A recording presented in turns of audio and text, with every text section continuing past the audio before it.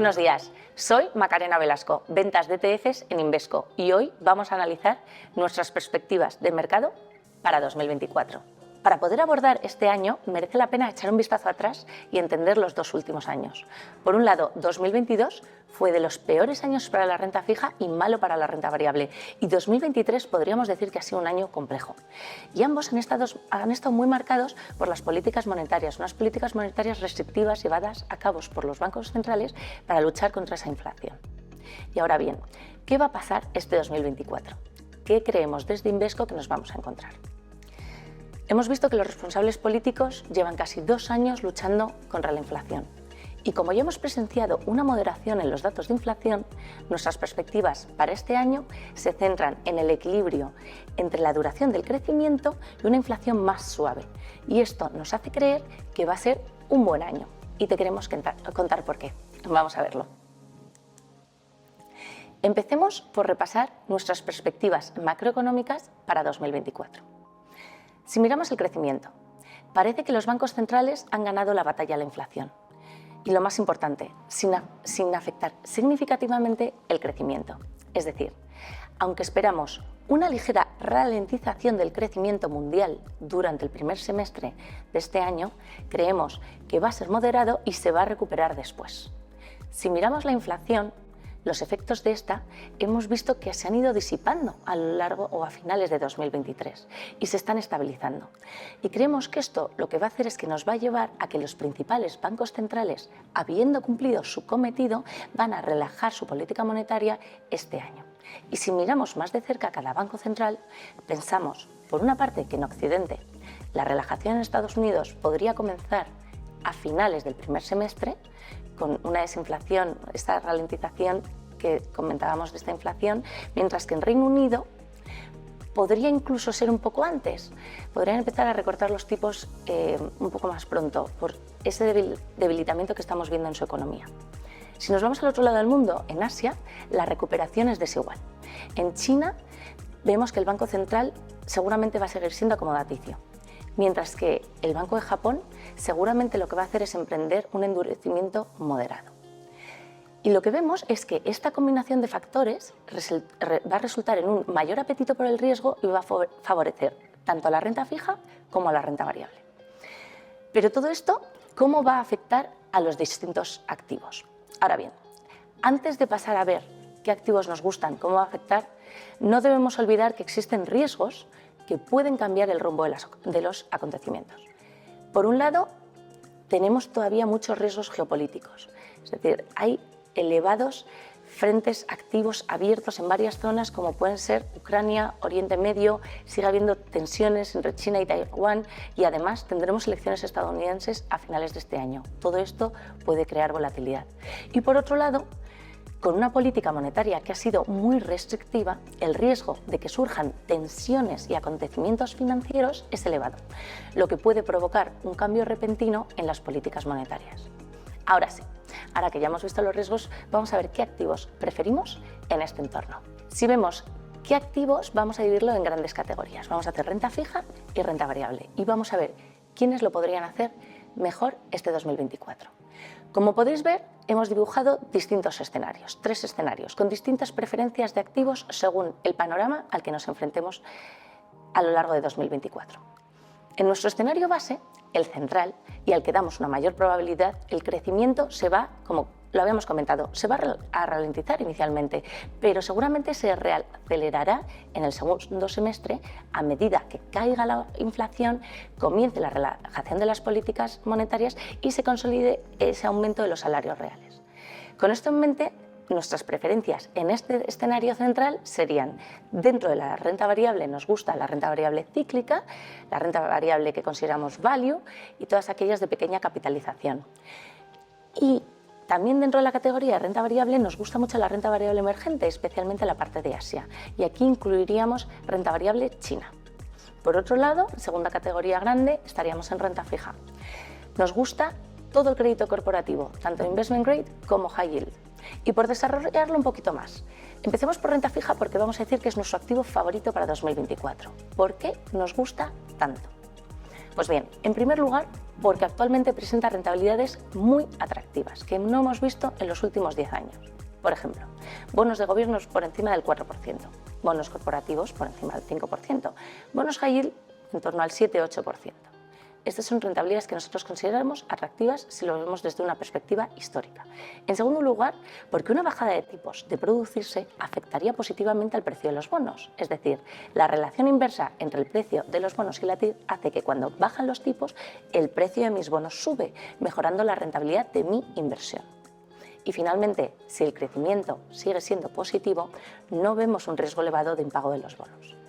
Por lo tanto, nos gusta la inversión en renta fija en general y en particular la deuda corporativa. Y aquí nos gusta tanto investment grade como high yield, incluiríamos también los bonos subordinados. Y esto nos gusta porque ofrecen rentabilidades más altas y estamos cómodos asumiendo un poco más de riesgo en este escenario.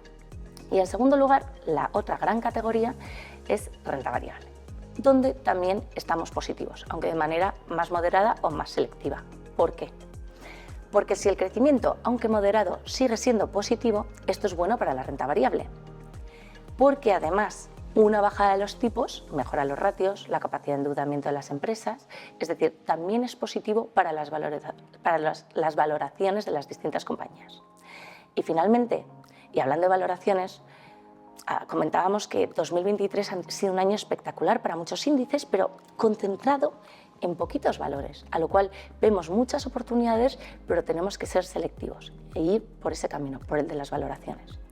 En este escenario, entonces apostamos por estrategias de igual ponderación en Estados Unidos. Nos gusta la renta variable europea, nos gusta la renta variable emergente. Como os decía, dentro de la renta variable emergente nos gusta China. Sabemos que ha sido la gran decepción de 2023, pero de nuevo, desde un punto de vista de valoración, creemos que tiene mucho sentido.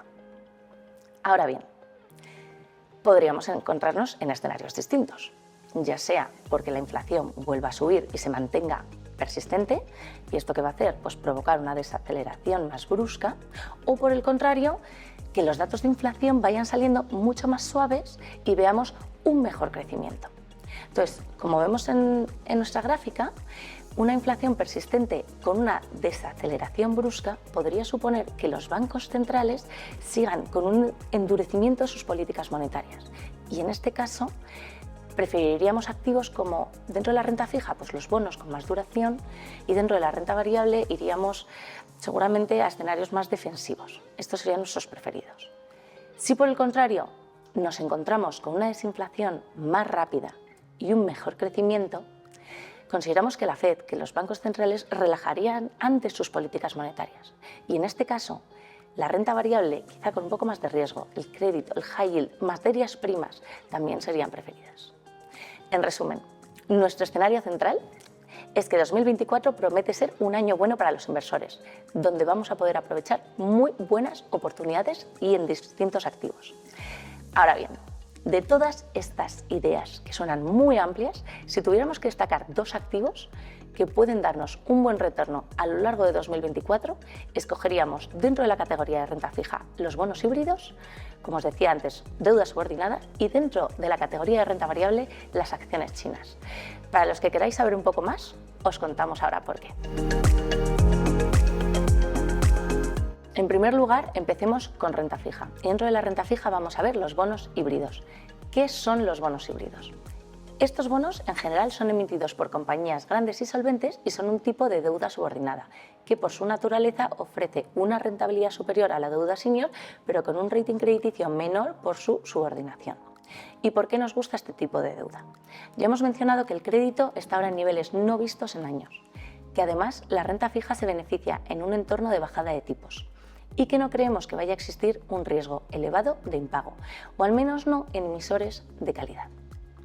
Pues bien, con estos bonos tengo acceso a emisores grandes, a emisores de calidad. En este ejemplo podemos ver Volkswagen, con una TIR superior a la deuda senior. Vemos 7,5% en sus bonos híbridos respecto a un 4,5% en sus bonos senior, y además con una tasa de impago que es inferior a la de la deuda high yield. Es decir, con bonos híbridos obtengo rentabilidades y cupones como si estuviera invertido en bonos high yield, pero con una mejor calidad crediticia que la deuda high yield. Y en segundo lugar, nuestra segunda idea, y ya pasando a renta variable, abordaríamos China. Somos conscientes de que China ha sido la gran decepción de 2022 y también de 2023. Entonces, ¿por qué apostamos por China en 2024? La realidad es que la recuperación de China tras el COVID ha sido débil. Sin embargo, la solidez de los balances de las compañías es buena y las valoraciones de los índices se sitúan por debajo de las medias históricas si lo analizamos a largo plazo. En la primera gráfica podemos apreciar que de entre las grandes regiones, China está en el rango más bajo de su valoración histórica en términos de PER, es decir, el precio de las acciones en función al beneficio que generan estas. No solo está en este momento por debajo de su media, sino que además podéis ver que está en sus niveles más bajos si cogemos los datos desde los últimos 20 años. ¿Esto qué es lo que nos dice? Que en términos históricos pensamos que está barata. Y por otro lado, ¿por qué nos parece importante seguir apostando por China más allá de su valoración? Bien, podríamos hablar del crecimiento, porque el crecimiento del consumo se está viendo impulsado por una clase media en ascenso y una fuerza laboral bien educada. Y vemos que esta fuerza laboral además tiene unos niveles crecientes de riqueza. Por otro lado, porque muestra una baja correlación con otros mercados globales, y una descorrelación siempre es deseable en nuestra cartera. También porque además es probable que el aumento de la ponderación de las acciones chinas en los índices mundiales, MSCI, FTSE, S&P, estimule más inversión y una mayor participación de inversores institucionales internacionales hacia China.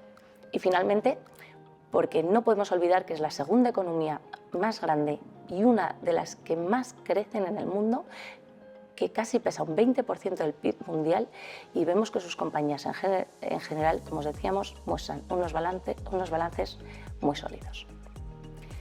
En resumen, y como hemos dicho al principio, nuestro escenario central es que 2024 promete ser un año bueno para los inversores, y lo mejor es ir de la mano con vuestros expertos de Bankinter para poder explotar las oportunidades que nos van a brindar el mercado al máximo. Muchas gracias por vuestro tiempo, por escucharnos y a por ese 2024.